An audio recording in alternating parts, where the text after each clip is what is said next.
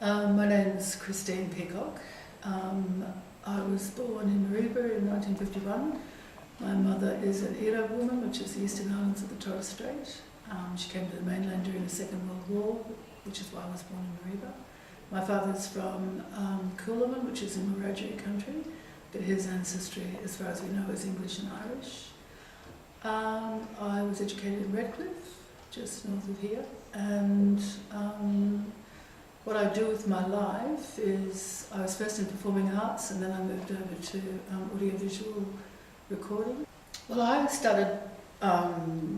interested in performing arts and I was in Sydney in the 1970s, late 60s, 70s, and as you can imagine there wasn't much work for blackfellas then, so the opportunity arose for me to go overseas to England, so I went over there, and because it's a great big melting pot, I was actually able to advance what I was doing quite significantly, working in community theatre. I didn't really worry about the repertories and things like that. And I learned a great deal, and then I came home. And when I came home, I still had the same problem here with theatre, so I thought, oh, okay. And there were opportunities at the Australian Broadcasting Commission to do traineeships. So I trained as a producer based on the experience that I had as a performer and director and producer in theatre in England. And as part of that training, I got to go to different places like the Torres Strait Islander Media Association and worked with Bibioli Logan up there and my auntie Florence Kennedy, and I worked with old Bill Tide at the Townsville, Torres Strait Islander Media Association in Townsville, the Aboriginal Torres Strait Islander Media Association in Townsville. And I also ended up at the Commonwealth Games in 1982 in Musgrave Park as part of what I was doing in the ABC. I was training, as to how to use audiovisual media for what we thought it might be useful for. And then after that, I actually ended up with the Aboriginal Childcare Agency in Brisbane, who had a community development program going, and they asked me if I'd sort of coordinate the Black Women's Film Group, as it was then.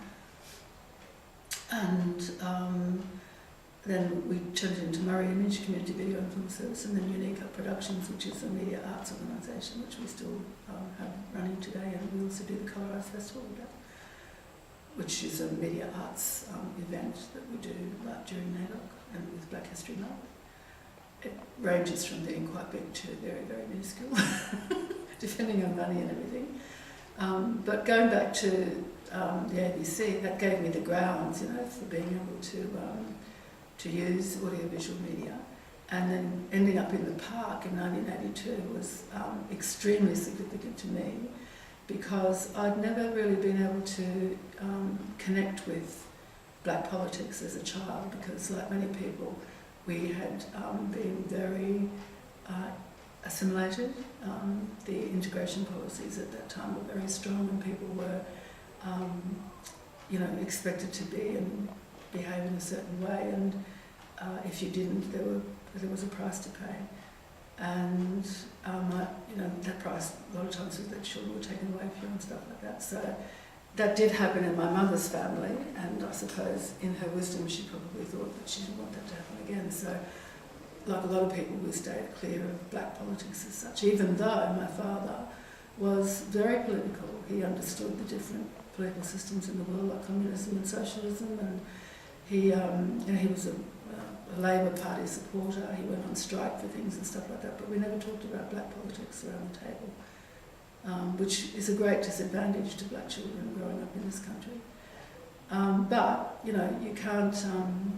It's like that Archie Roach's song, "The Children Came Back." But we come back, And 1982 for me was the time when I actually felt like I'd come back, and it was a wonderful experience from the point of view of, there were people from all over Australia in that park at that time, and there were cousins of mine there that I'd never met before.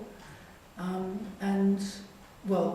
hadn't seen them since I was a child. We used to have a good connection with my mother's family in Mosman and Cairns all through my childhood, but they were a bit like us too. They never really talked about black politics. They just, were into the survival mode, I guess. So, just being around people, and it was so natural, like what people said and the conversations that we were having. One of the guys from Cuckles, the band Cuckles, we had this really wonderful conversation about assimilation and what it meant, and you know, those sorts of occasions, those sorts of events, you know, to the outside world they call them protest, you know, but they're much more than that.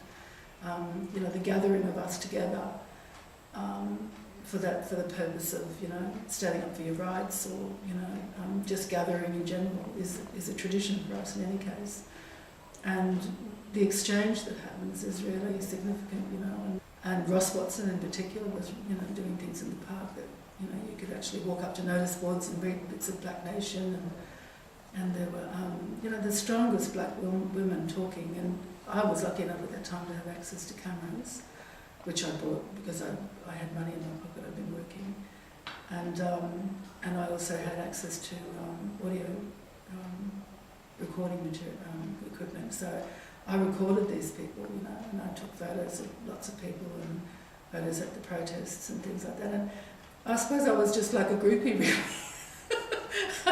because I didn't know the insides of things. You know, like if you talk to my friend Phyllis, for instance, who's been, you know, politically educated from a very young age, she was able to sort of, you know, like, slice through those things and say, oh, this is happening, all these things that were happening at the same time. And she really saw the context of it all very clearly. But for me, I was really sort of like picking up pieces and putting them back together again, a bit like a child with a jigsaw puzzle, you know.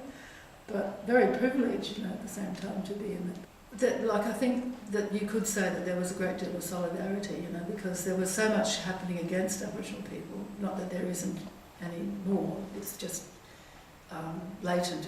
It's covered quite, you know, effectively these days. But in those days, it was very blatant with the Bajolka Peterson government and all of the things that were happening with the changes of legislation that people were pushing for as well. So there was there was this sort of relationship between white Australia and black Australia happening. So a lot of what isn't obvious today was very obvious back then, you know. And I think, you know, just the ways in which people supported each other. There were, that's not to say that there weren't not good things that happened at that time as well, because there were. But we were dealing with that in our own way, you know, like people who did do things that were against the values of the people in the park. They got to know about it, and I think that you know, the law was extended to them in some way from our point of view. But yeah, like it just felt to me, you know, like you don't get the opportunity a lot, especially in the southern parts of the state, to be in the company of blackfellas en masse. Having that happen in Brisbane, you know, with so many blackfellas converging on Brisbane like that, it was, it gave you a taste of that other world, that we weren't that too far away from. We were only 2 or 3 generations away from that. Like my grandmother grew up in an all-black environment, right? Her grandmother did, without any white fellas at all, you know. So that is a very affirming event, a very affirming situation.